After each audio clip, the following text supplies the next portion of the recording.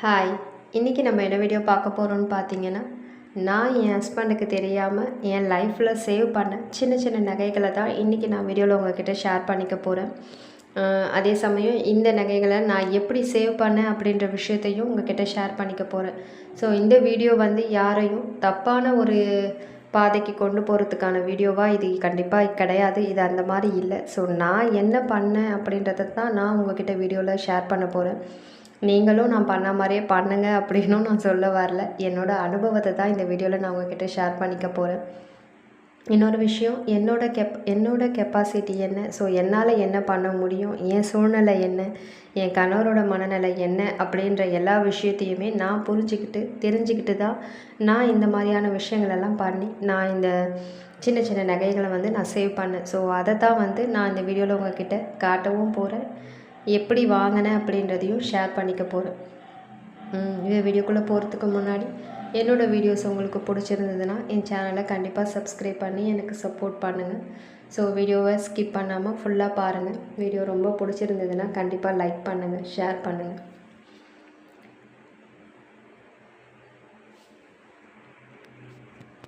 நான் ஆரம்பத்தில் சொன்ன மாதிரி தான் ஃபஸ்ட்டு வந்து நான் சில்லறையாக சேர்த்து வச்சு காயினாக தான் வாங்குவேன். ஸோ என் ஹஸ்பண்டுக்கு தெரியாமல் தான் காயின் ஒரு கிராம் காயினாக தான் என்னால் வாங்க முடியும். அந்த மாதிரி வாங்கி தான் சேர்த்து வச்சுட்டே வந்திருக்கிறேன்.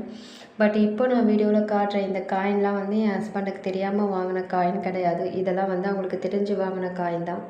அவங்களுக்கு தெரியாமல் நான் வாங்கின காயின்லாம் வந்து நான் நடுவில் நகைலாம் வாங்கும் போது போட்டுட்டு மாற்றியாச்சு. ஸோ அந்த காயின் எதுவுமே இப்போ கையில் கிடையாது. ஸோ நான் இந்த பாக்ஸில் காட்டிகிட்ருக்கேன் பார்த்தீங்களா, இதெல்லாம் வந்து நான் வந்து என்னோடய சேமிப்பில் வாங்கினது அப்படி சொல்லலாம்.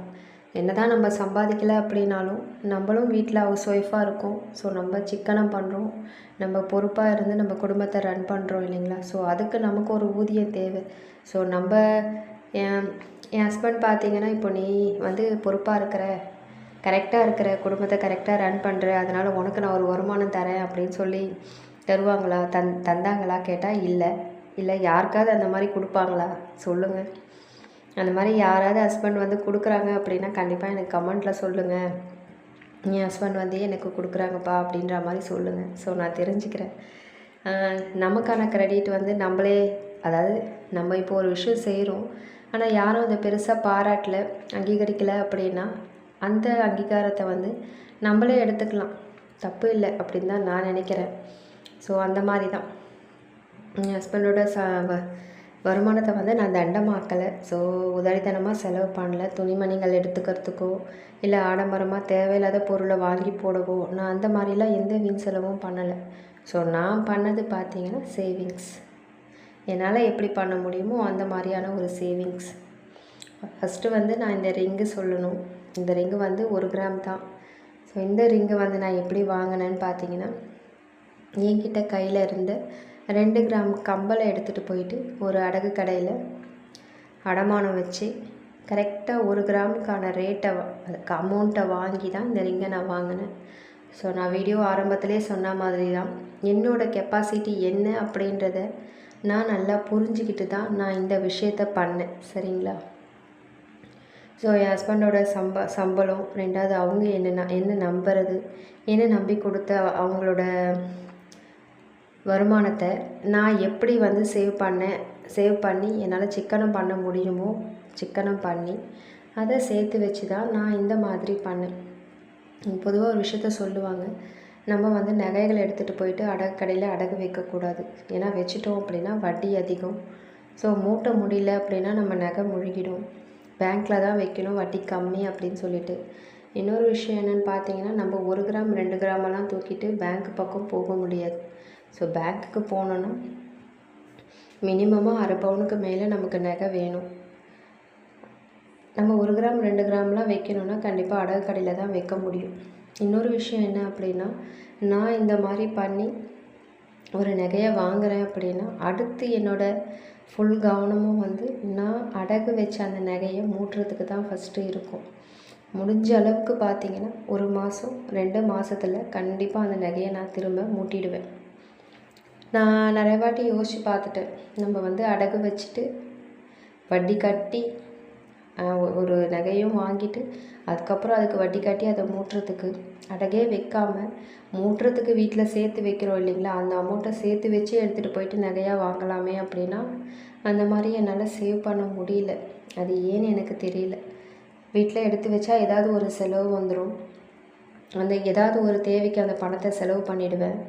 ஸோ கடைசி வரைக்கும் வீட்டில் பணமாக எடுத்தும் வைக்க முடியல, எடுத்துகிட்டு போயிட்டு நகையாக வாங்கவும் முடியல. ஸோ அடகு வச்சு நகை வாங்க முடியுது, அடகு வச்ச நகையை மூட்டுறதுக்கு பணம் வீட்டில் சேர்த்து வைக்க முடியுது. இதே மாதிரி தான் இருந்தது. இது ஒரு வைப்ரேஷனாக என்னன்னு எனக்கு புரியல. பட் இந்த மாதிரி பண்ணி தான் பார்த்தீங்கன்னா நான் அந்த ரிங்கு வாங்கினேன். அடுத்து உங்ககிட்ட காட்டினேன் அந்த கம்பல் வாங்கினேன். ஸோ அந்த கம்பல் வெயிட்டுமே 1 கிராம் தான். அந்த கம்பலை நான் டெய்லி யூஸ் தான் பண்ணுறேன். ஸோ நல்ல லைஃப் வருது, எதுவுமே டேமேஜ் ஆகலை.